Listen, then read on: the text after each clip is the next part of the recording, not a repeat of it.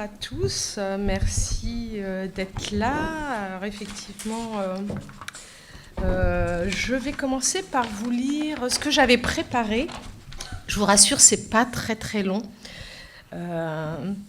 C'est quelque chose qui me tenait à cœur de vous lire. Ça, c'est quelque chose un peu général hein, au sujet de la lecture. Alors merci d'être là en ce jour qui marque l'aboutissement de votre engagement dans cette belle aventure avec la remise du prix à l'auteur lauréat. Donc Mahmoud Massimi. Bonjour. Aujourd'hui, j'aimerais vous parler de cette activité simple et accessible à chacun, mais qui peut avoir un impact énorme sur votre vie, la lecture. Lire, ce n'est pas seulement tourner les pages d'un livre, c'est partir à l'aventure, c'est voyager vers les pays lointains, découvrir d'autres lectures, des époques différentes, rencontrer des personnages extraordinaires, découvrir d'autres façons de penser et ainsi vivre des expériences que nous n'aurions jamais l'occasion de connaître autrement. La lecture permet aussi de développer son imagination. Quand vous lisez, votre cerveau crée des décors, crée des visages, des scènes. Vous devenez en quelque sorte le réalisateur de votre propre film. Aucun écran ne peut vous procurer cette expérience unique. Lire aide à mieux réussir à l'école. On en a parlé tout à l'heure, de l'école et du lien qu'on peut faire avec la lecture. Plus on lit, plus on enrichit son vocabulaire et sa culture générale. C'est un véritable entraînement pour l'esprit. Mais la lecture ne sert pas uniquement à obtenir de meilleures notes. Elle permet aussi à être plus tolérant. En suivant les aventures et les émotions des personnages, on apprend à mieux comprendre les sentiments et les expériences des autres. Ainsi, on développe son empathie. Autrement dit, la lecture favorise l'esprit critique et aide à analyser et à comprendre différents points de vue, contrairement aux réseaux sociaux où l'information circule vite, où elle n'est pas toujours vérifiée. Bref, les réseaux sociaux occupent votre temps quand les livres investissent sur votre avenir. La lecture, c'est aussi et surtout une source de détente et un moyen qui aide à réduire le stress. Un livre permet de s'évader en prenant du temps pour soi. Personne ne peut vous enlever ce que vous avez appris ou ressenti grâce à vos lectures. Alors, vous l'aurez compris, je vous encourage à pousser les portes d'une bibliothèque ou d'une librairie, car j'en suis convaincue, la lecture est une clé. Une clé qui ouvre les portes du savoir et de l'imagination. Et plus vous utilisez cette clé, et plus elle vous permet d'aller loin. Alors encore juste un dernier mot, lisez sans modération. Alors maintenant, je vais vous parler très brièvement, parce que je préfère laisser notre auteur le faire. Il le ferait mieux que personne, en tout cas mieux que moi, sur le livre lauréat du prix Liberté Jeunesse pour les collégiens, Un Afghan à Paris. Alors j'imagine que certains d'entre vous ici l'ont lu. Donc c'est un livre qui parle de l'exil, de qu'est-ce que ça fait de quitter son pays, de se retrouver dans un pays qu'on ne connaît pas, loin de ses proches, loin de sa famille, et de devoir se battre pour survivre. Et avant de te donner la parole, Mahmoud, je voudrais juste vous lire un petit extrait qui, moi, m'a beaucoup ému, m'a beaucoup plu. Alors, c'est un court extrait. Alors, le voici. C'est Paris qui m'a donné envie d'écrire, avec ses cimetières, ses richesses, à chaque coin de rue. Paris, où l'on peut admirer l'ondulation du drapeau tricolore sous l'Arc de Triomphe, respirer l'air frais au Jardin des Plantes, se balader sous la pluie, avenue de l'Opéra, prendre un verre au café Les Éditeurs, carrefour de l'Odéon. Tous ces lieux sont une source d'inspiration pour moi, comme le seront encore ceux qu'il me reste à découvrir et qui me font dire en rêvant que je donnerai toute ma vie pour un seul soir à Paris.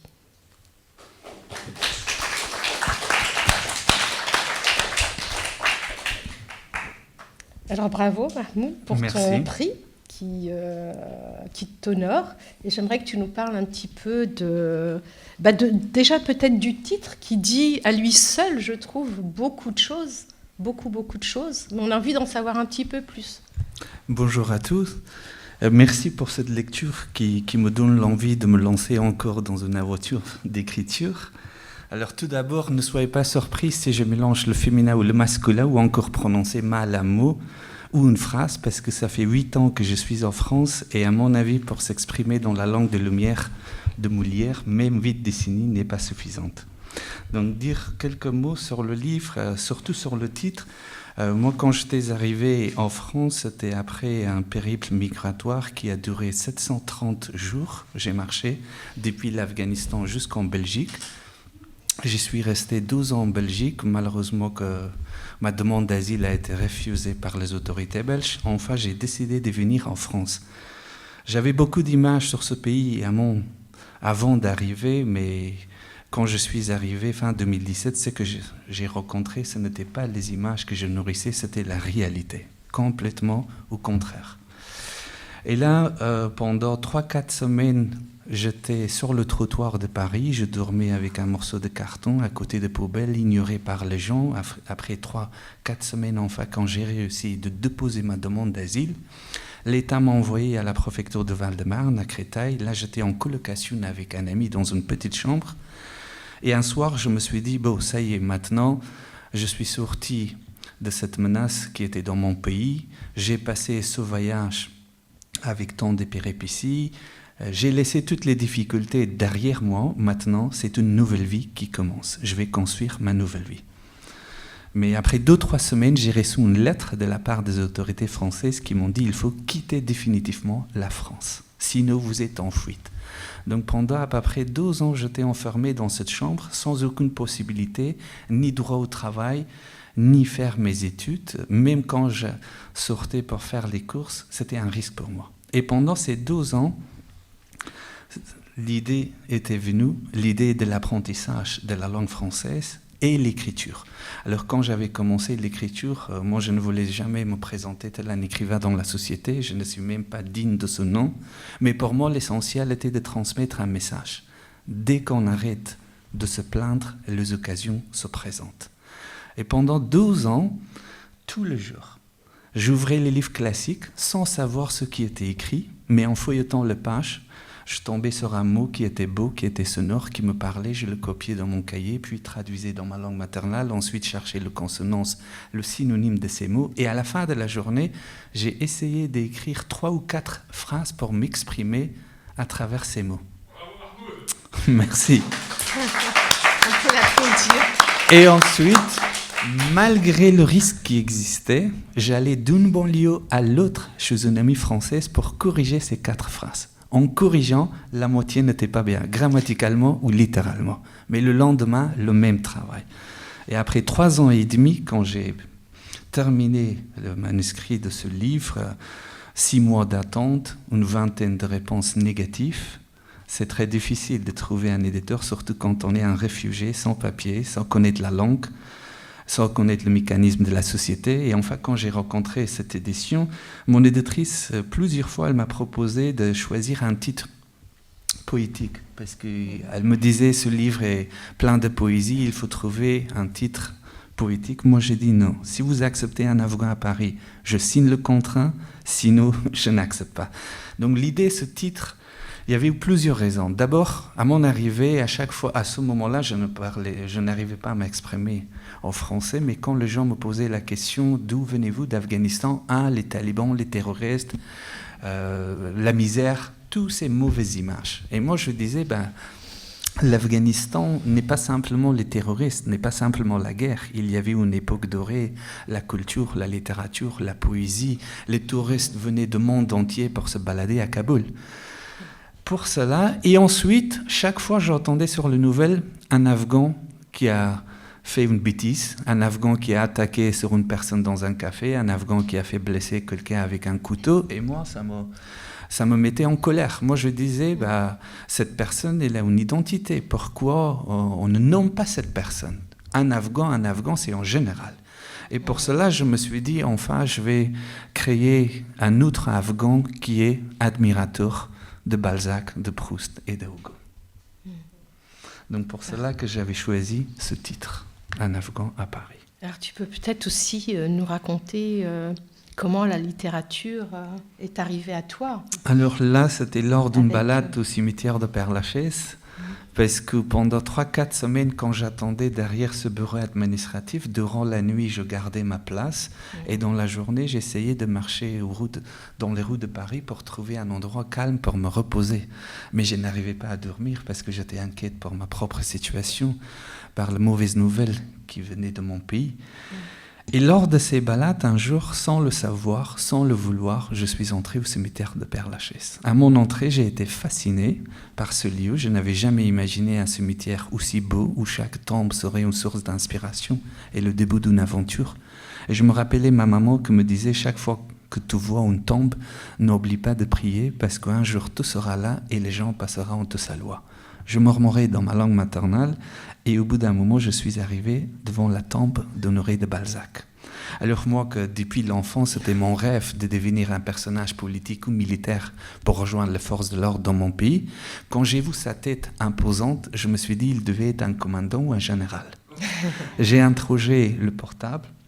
Ni un commandant, ni un général, c'était un homme littéraire et pour moi c'était un nouveau monde. À partir de ce jour-là, c'était Balzac qui me faisait signe, Varegard, Proust est là, Apollinaire est là, Éluard est là, Edith Piaf est là. Donc tous les jours, malgré ce risque que j'étais enfermé dans cette chambre, que je n'avais pas le document de circuler, mais une fois par semaine, j'allais au cimetière de Père-Lachaise, je trouvais une tombe d'un auteur, d'un chanteur, un philosophe, un poète, je rentrais à la maison et pendant des semaines entières, je cherchais sur sa vie, sur son enfance, sur sa philosophie, sur ses œuvres. Donc à ce moment-là, je n'étais pas capable de lire un livre entier en français, c'était le mode de leur vie qui m'a inspiré. Et moi, à ce moment-là, quand j'ai vu Balzac, moi j'ai été impressionné parce que je me suis dit, comment ça se fait qu'un homme qui est mort il y a plus d'un siècle, il est toujours vivant dans toutes les conversations, dans toutes les bibliothèques, dans toutes les maisons. Et j'ai réalisé que c'était la force de sa plume. Et cela m'a donné envie d'écrire. Alors, il faut avouer que pendant toute ma vie, je n'avais jamais lu un livre dans ma langue maternelle, même une moitié. Peut-être quelques pages par la force de devoir ou par l'obligation de ma famille. J'étais un mauvais élève, je fuyais le chemin de l'école et c'est après 25 ans de ma vie, au cimetière de Père-Lachaise, à Paris, que je suis tombé de la littérature et j'ai trouvé ce goût, cette force de livres qui ont transformé ma vie. Alors, est-ce qu'on peut dire que ces écrivains ont été tes premiers amis, tes premiers alliés, tes premiers confidents Complètement. À ton arrivée? À ce moment-là, je n'avais pas autant d'amis dans le monde des vivants que j'avais dans ce cimetière. Ouais. Donc les écrivains sont immortels, alors? Surtout pour moi. Et l'écriture, comment ça se fait? Donc, comme tout à l'heure, je vous ai dit, c'était extrêmement difficile. Mais ce qui était encore pire, parce qu'à ce moment-là, quand j'annonçais que je vais écrire un livre, il y avait eu le jugement, les critiques des gens.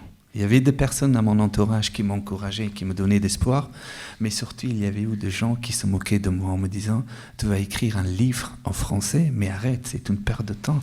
Toi, tu n'arrives pas à prononcer quelques mots correctement, comment tu vas écrire un livre ?» Je rentrais à la maison, je pensais à ces paroles acides, et c'est là que je me disais « Si j'arrête, c'est tellement facile d'abandonner et de ne rien faire. » Mais au contraire, dans la vie, si nous avons un objectif, une destination, il faut avoir le courage et la persévérance d'avancer chaque jour.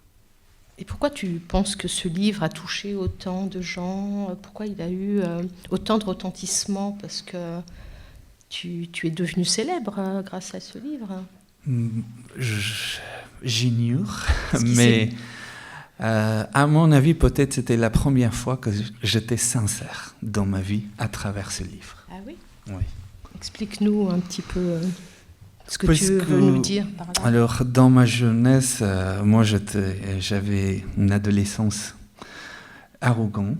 Je voulais que la terre soit fière de mes pas sur sa surface, parce que j'étais l'enfant gâté de la maison. J'ai vécu toujours loin de la connaissance, autant ma famille qui me poussait vers la connaissance, vers le travail, vers la lecture, autant je prenais distance. Et pour vous raconter une anecdote, quand j'étais enfant, c'était ma grand-mère qui me réveillait chaque matin pour aller à l'école et c'était une de mes tantes qui m'emmenait par la force. Et quand le jour des examens s'approchait, j'avais un oncle qui était très féroce et j'en avais très peur.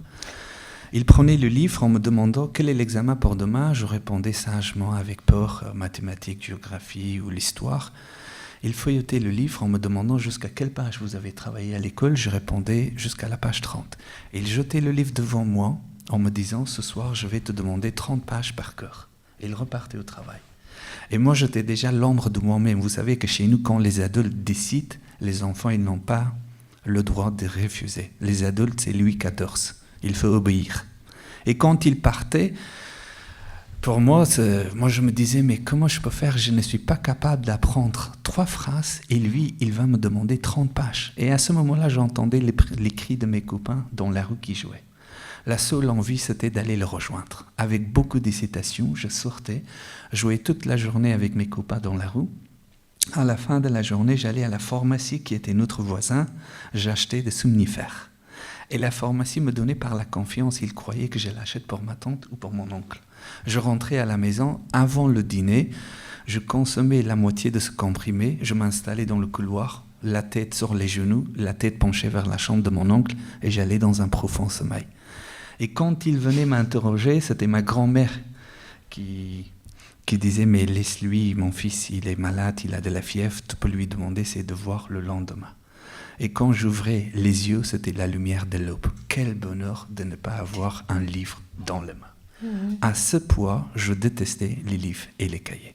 La connaissance. Pendant 25 ans, ce que je pensais, je me disais, à quoi sert d'aller à l'école apprendre le mathématique? Alors, dans la vie, ce qui est important, c'est l'argent. Donc cette idée-là, c'était après 25 ans, à Paris, au cimetière de Père-Lachaise, qui était changée, enfin, avec le temps et l'expérience. J'ai réalisé que oui, l'argent n'est pas seulement important, mais c'est très important, mais il y a d'autres choses qui sont en priorité avant l'argent. C'est la santé, c'est la connaissance. Il y a une médecine française qui dit, quand on tombe malade, avec l'argent, on peut acheter le médicament, mais on ne peut pas acheter la santé. Avec l'argent, on peut acheter le plaisir, mais on ne peut pas acheter le vrai bonheur. Et là, c'était vraiment quand je suis tombé amoureux de la littérature, quand j'ai commencé à apprivoiser le livre, aujourd'hui, je vois le résultat. Donc à travers ce livre, c'est là la sincérité que ce que je pensais, sans le transformer en vision ou quelque chose, je l'ai mis dans ce livre, tout mon corps et toute mon énergie. Et la poésie en Afghanistan, c'est quelque chose de très très important qui se transmet de génération en génération. Tu n'as pas été imprégné par la poésie et pourtant ton livre, il regorge de poésie. Oui, il y avait eu, mais malheureusement que moi je suis né dans la guerre, j'ai grandi dans la guerre. Et après le départ des soviétiques, il y avait eu une guerre civile en Afghanistan pendant 3-4 ans, qu'on n'en a pas jamais parlé ici, et pendant 4 ans, tout a été détruit en Afghanistan. L'art, la littérature, la culture, la poésie, tout a été détruit. Et moi, quand j'étais enfant, à ce moment-là, un livre, c'était tellement inconnu pour nous. Personne ne lisait des livres parce qu'il n'y avait pas assez de librairies, ni de bibliothèques, ni de médiathèques. Et dans les établissements, aujourd'hui, depuis 7 ans, j'interviens dans les établissements scolaires de toute la France, dans les collèges et dans le lycée. Et c'est mon message aux jeunes que c'est une chance pour vous d'avoir ce temps de scolarité, et surtout en France. Chez nous, l'enseignant qui entrait dans la classe, un bateau dans la main, ses gros yeux menaçants, une fois il s'adressait dans la classe, silence. La 2e fois, il ne répétait pas. On recevait des bateaux sur la nuque. Et quand je vois en France les enseignants qui viennent avec tellement d'amour, de respect, de gentillesse, donc c'est une occasion ici. Et chez nous, malheureusement, depuis que je suis né, j'ai grandi, il n'y avait pas assez la culture de poésie ni de la littérature. Pourtant, on avait de grands poètes, de grands écrivains qui ont inspiré beaucoup de gens dans le monde entier. Mais moi, personnellement, même aujourd'hui, j'ignore ce que c'est la littérature perse. Parce qu'on n'enseignait pas dans les écoles, on n'avait pas assez d'accès aux livres. Ce pays était tombé dans la violence et dans l'ignorance depuis des décennies. Alors, ce qu'on perçoit bien dans ton livre, c'est que derrière une pièce sombre, parce qu'il y a eu des heures sombres quand même dans ton parcours d'exil, toutes ces années, en fait, les livres, l'écriture t'a ramené à la lumière, t'a ramené à la vie, en fait. Complètement. Quand mes proches, mes parents ou les enseignants, comme me disaient à chaque fois, travaille, lire, ça va changer tes vies, mais à ce moment-là, ces paroles étaient absurdes pour moi. Je disais, mais... C'était comme le vent avec les cerfs-volants. Complètement. Ce qui comptait pour moi, c'était les cerfs-volants. Oui. Et là, je disais, mais pour lire un livre, ça ne change rien. Comment on peut changer le monde? Quand vous me dites, lire un livre, ça peut changer le monde, mais un livre ne peut pas trouver les mains et les pieds pour peindre le monde entier. Ce n'est pas vrai. Mais quand j'ai eu cette chance de rencontrer la littérature française en France, quand j'ai commencé à lire, c'est vrai que pour moi, je peux dire simplement que c'était une deuxième vie, une seconde naissance, la littérature. Et aujourd'hui, tu lis quel auteur, par exemple? Parce que tu nous as parlé de Balzac. Je reste toujours sur les classiques parce que j'ai appris la langue à travers les livres classiques. J'admire aussi le talent des auteurs contemporains. J'ai envie d'être comme eux. Mais moi, comme j'avais commencé l'apprentissage à travers les livres classiques, je lis toujours les classiques. D'accord. Est-ce qu'il y a des questions dans la salle? Oui. Moi, quand je suis parti, je n'avais pas eu l'occasion d'organiser mon voyage, ni choisir une destination, ni avoir le temps de dire au revoir à ma famille. En sortant de l'université, j'ai pris un bus vers l'Iran parce que nous avons une longue frontière avec l'Iran.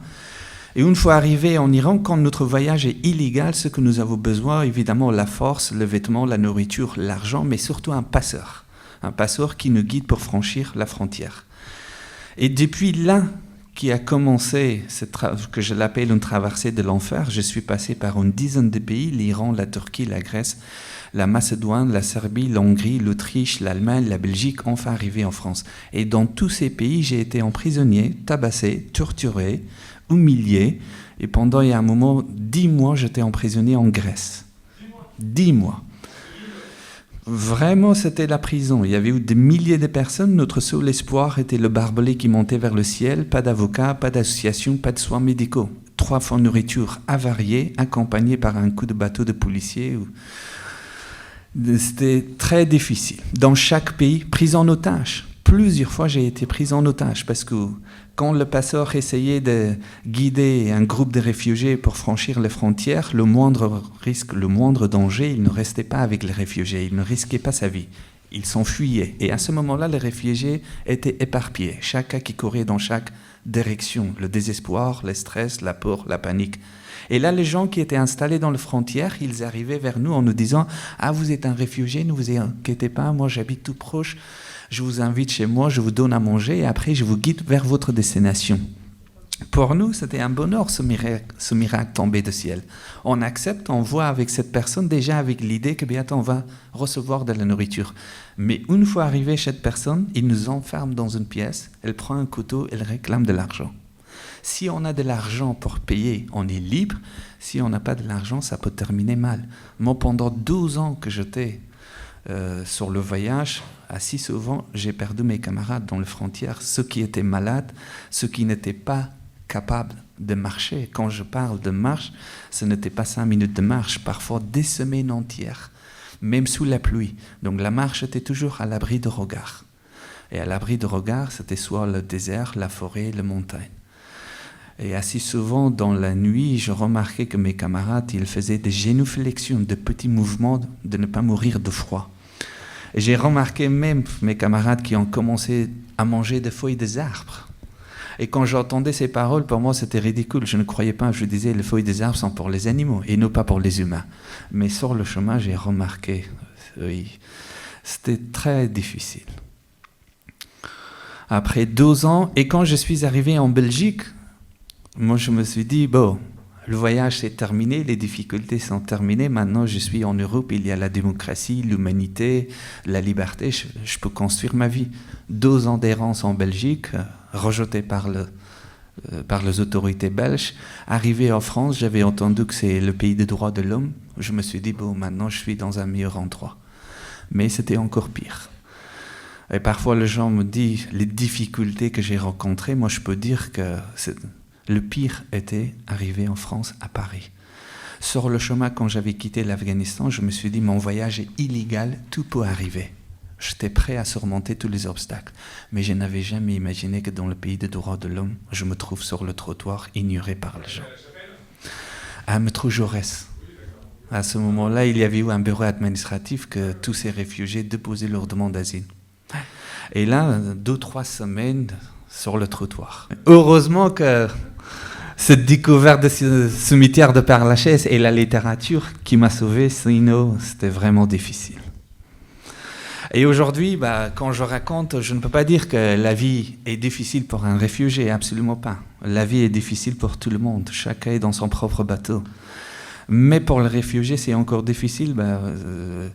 Aujourd'hui, malgré tout, un travail, le livre, le raconter les journalistes, avoir des amis autour de moi, mais cela m'arrive assez souvent que les gens me disent « Qu'est-ce que tu fais ici? Retourne dans ton pays. » Et moi, je ne peux pas faire une conversation assez profonde avec les gens ici.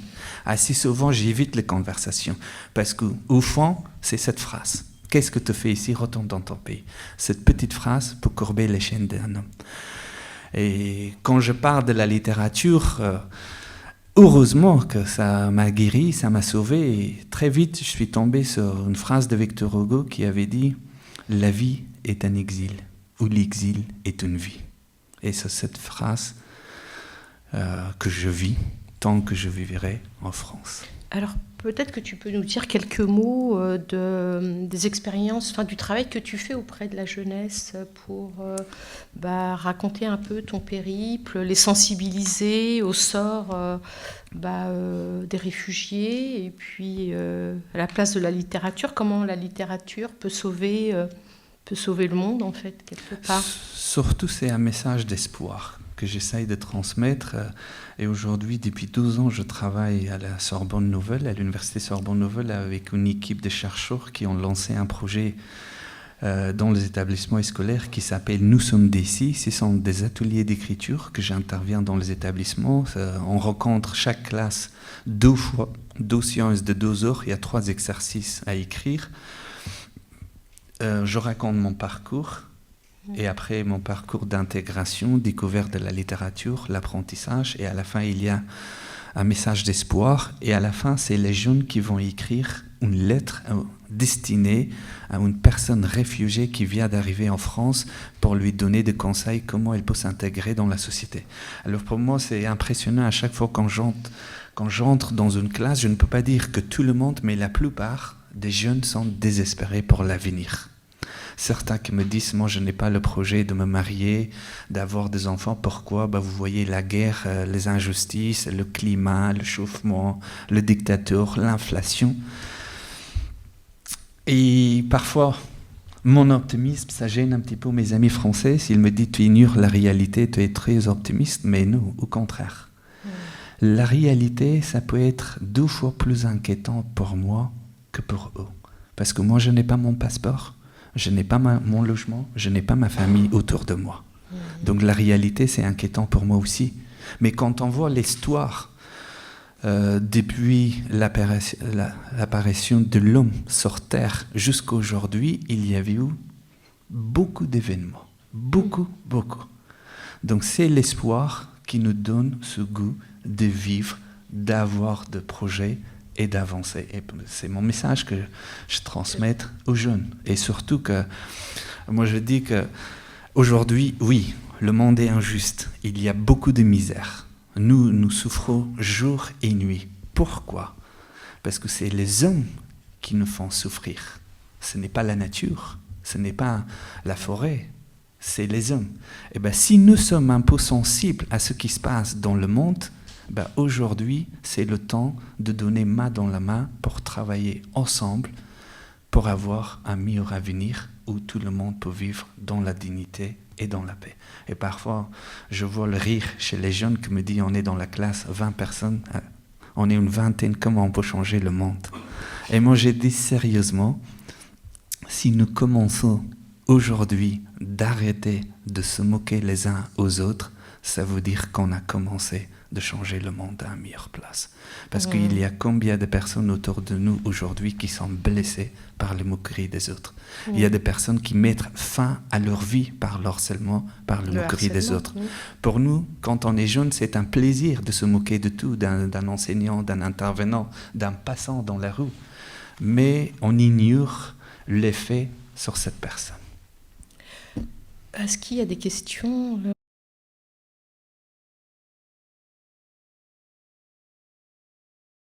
De temps en temps, je suis obligé. Et je l'avoue, même quand j'ai dit dans le livre, c'était là la sincérité que j'ai parlé avec les corps dans ce livre. Que c'est vrai que je mens à ma mère. À ce moment-là, par exemple, le voyage 730 jours, j'ai rencontré 730 000 difficultés, enfermé dans le coffre d'une voiture, comme un cercueil, pris le risque de me cacher sous un camion ou sous un train, torturé, tabassé, emprisonné. On a tiré sur moi plusieurs fois dans les frontières, j'ai échappé la balle, jeté pendant 2 jours et 2 nuits au milieu de la Méditerranée sur un petit morceau de bois, au milieu de la tempête. Il n'y avait aucun espoir, donc je ne pouvais pas raconter tout cela à ma mère. Et arrivé en France, j'ai pris le courage de raconter tout, mais ici, c'était de nouveau.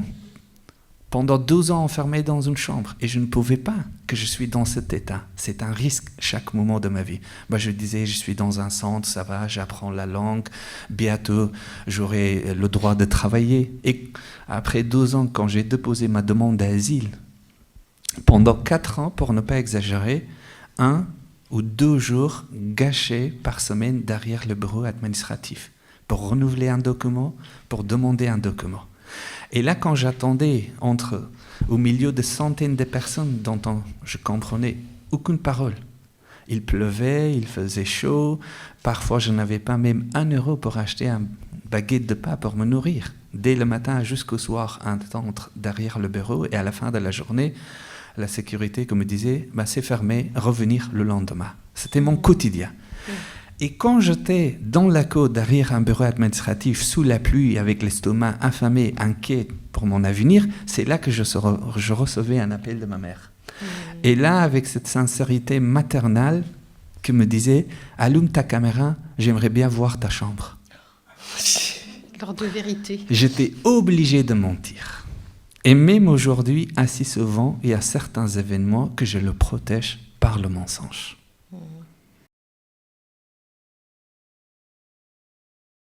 Je n'ai pas dormi dans le cimetière parce que le cimetière se fermait, je crois, à 18h. Donc on n'avait pas le droit de rester la nuit dans le cimetière. Moi, j'allais assez souvent dans la journée. Mais à quoi ressemble dormir dans un cimetière, je n'ai pas encore expérimenté, mais je crois qu'un jour, je vais l'expérimenter.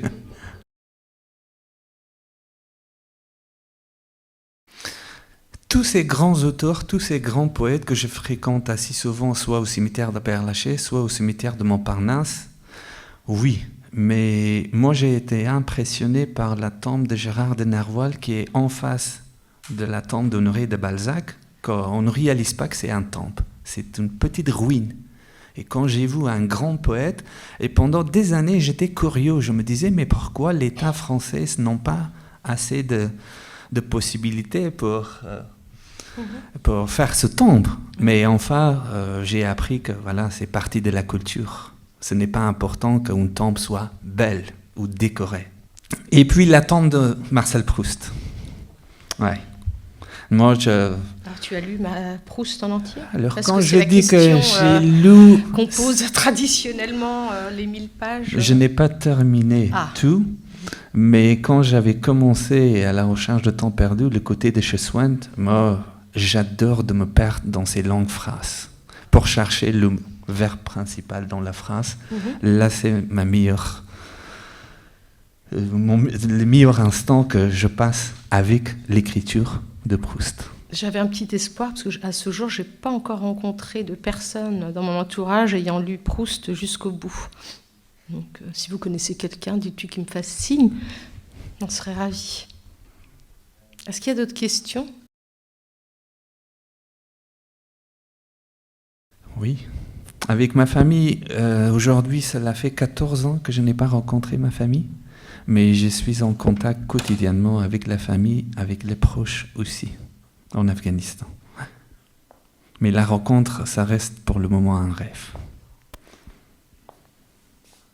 Est-ce que tu peux nous dire en quelques mots, parce que je pense que le temps file, mais pourquoi la lecture, les livres aux yeux des talibans, sont si dangereux? Pourquoi le livre est dangereux au regard de certains? Je crois qu'il réalise la force de la connaissance, la force du livre et de la lecture.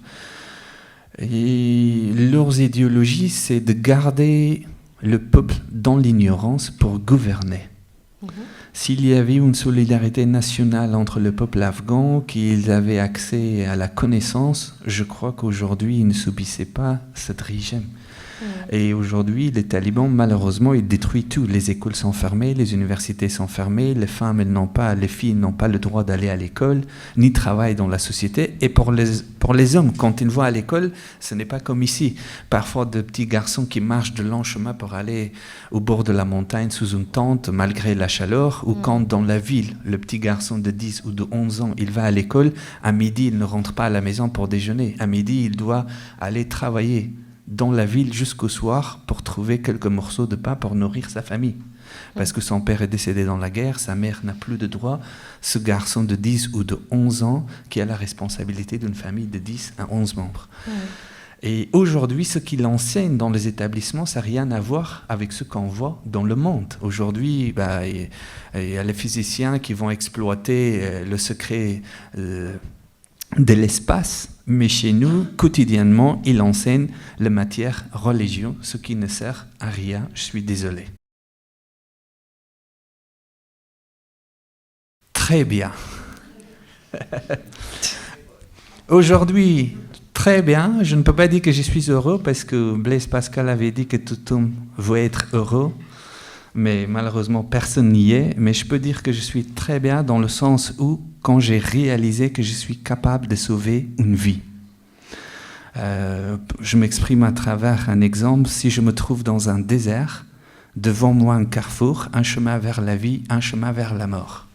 Tout ce que j'ai besoin à cet instant-là, ce n'est ni l'argent, ce n'est ni le pouvoir. C'est un simple geste, une modeste parole que quelqu'un me dit « Prends ce chemin, ma vie est sauvée ». Combien de vies nous pouvons sauver chaque jour autour de nous? C'est ça la richesse que la nature nous a accordée. Et dans ce sens, je peux dire que oui, je suis heureux parce que je peux changer une vie.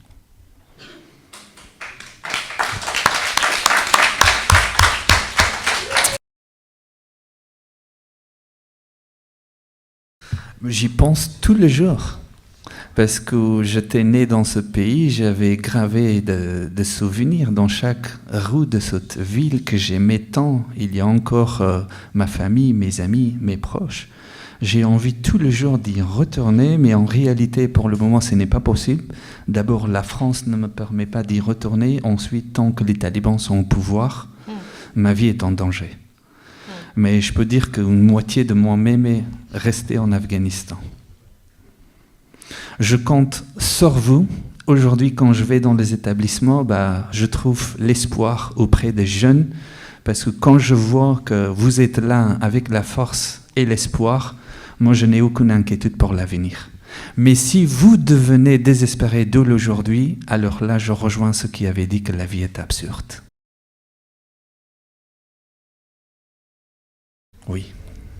Tout me manque de mon pays. Mais cela ne veut rien dire qu'aujourd'hui je reste un homme malheureux pour gâcher l'instant présent. Donc aujourd'hui c'est une autre occasion de rencontrer d'autres amis, d'autres familles. Est-ce qu'il y a d'autres questions? Alors merci beaucoup. Alors moi je vous recommande, recommandez-le, ceux qui ne l'ont pas lu, ou recommandez-le à vos amis, à votre famille. C'est vraiment un livre qu'on peut lire, relire, un livre plein de poésie qui est merveilleux. Vraiment, merci infiniment. Merci à vous tous. Merci beaucoup. Alors, Chez nous, on a l'habitude d'apporter le cadeau avec nous chez nous. Mais en France, j'ai réalisé qu'aussitôt on l'ouvre. Moi, d'abord, je l'avais trouvé irrespectueux.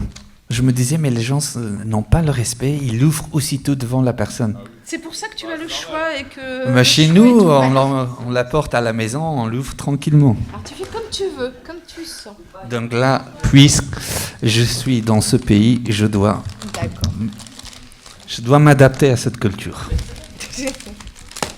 Si aujourd'hui nous avons eu la chance de pouvoir écouter deux écrivains absolument magnifiques, c'est grâce à vous, c'est grâce à vos professeurs qui ont accepté de travailler avec nous et de faire partie des jurys. Et c'est bien sûr grâce à ceux qui ont fait l'effort de lire les ouvrages qui leur étaient proposés. Donc, merci à tous. Le 4e prix est terminé maintenant. Le 5e prix sera, auquel nous travaillons déjà d'arrache-pied, parce que c'est très compliqué, il y a plusieurs étapes, il y a le choix des livres.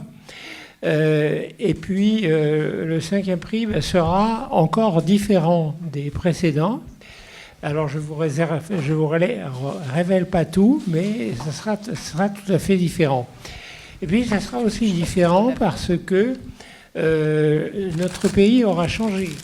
Le 5e prix, nous le rendrons avec à l'Élysée un nouveau président. Nous ne savons pas lequel, nous ne savons pas ce qu'il sera, nous ne savons pas comment il s'appelle.